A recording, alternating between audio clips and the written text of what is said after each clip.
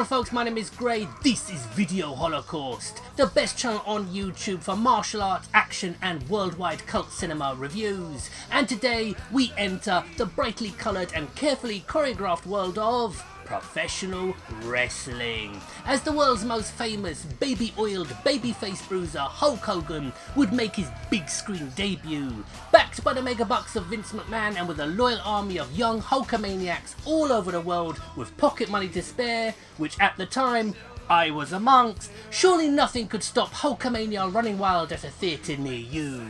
Or could it? Let's find out with my review of 1989's No Holds Barred.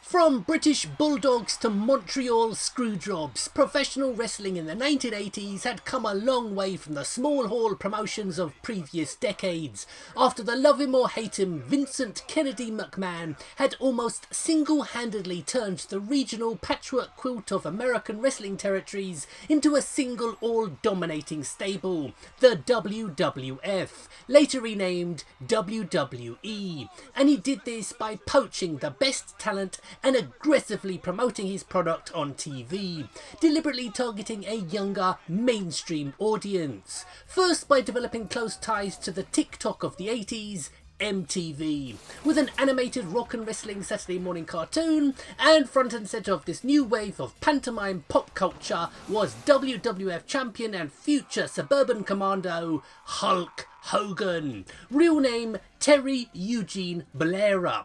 But with the 80s drawing to a close, there was still one realm of entertainment that McMahon and company had yet to German suplex to their will: Hollywood. A match made in heaven on paper, as wrestling always used soap opera style storylines to add excitement to events. In fact, all that was missing was a rival, a bad guy with the size and screen presence to genuinely threaten our hero with his 26-inch pythons.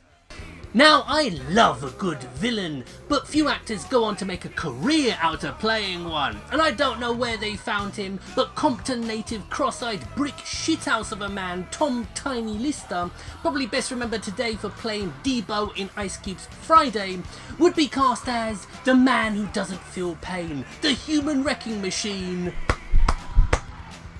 Zeus.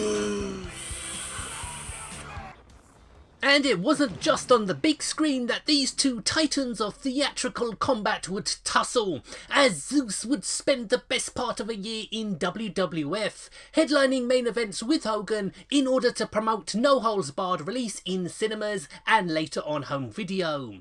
But there's another heel worth a mention, as the man behind the scenes pulling the strings in the feud between our hero and villain, TV executive Brel, played by another familiar face from the 80s, Kurt Fuller, who at the very least seems to be enjoying himself in this camper than a row of tents production, as he eats the scenery like a starving man being thrown a Jacob's cream cracker.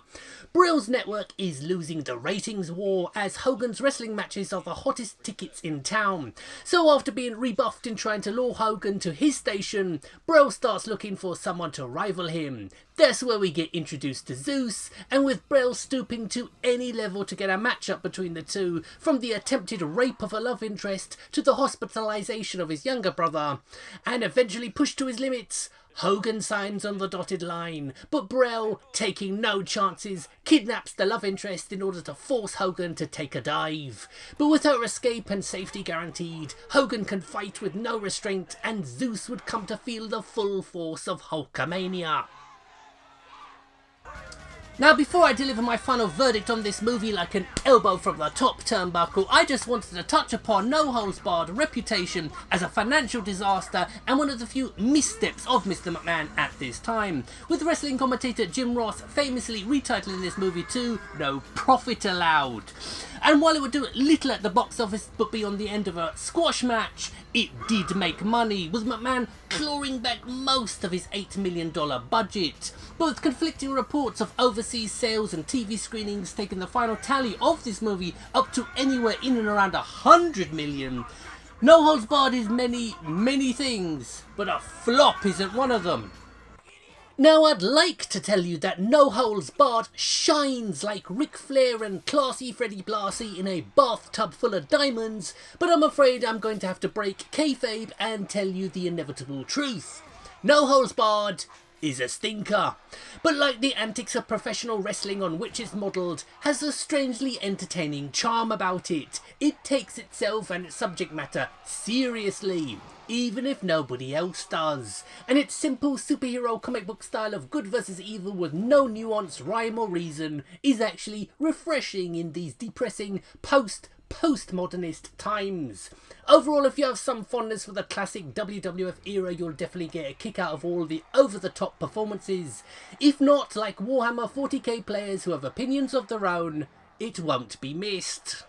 Well, this has been my review of No Holds Barred. Not quite the all-conquering juggernaut many at the WWF hoped it would be, but played its part in paving the way for wrestlers being accepted as bona fide movie stars, like Dwayne "The Rock" Johnson some years later. And with the news that Thor actor Chris Hemsworth has signed on to play the immortal Hulk Hogan in an upcoming Netflix biopic, I thought the time was right to revisit this sinew-straining starring miracle.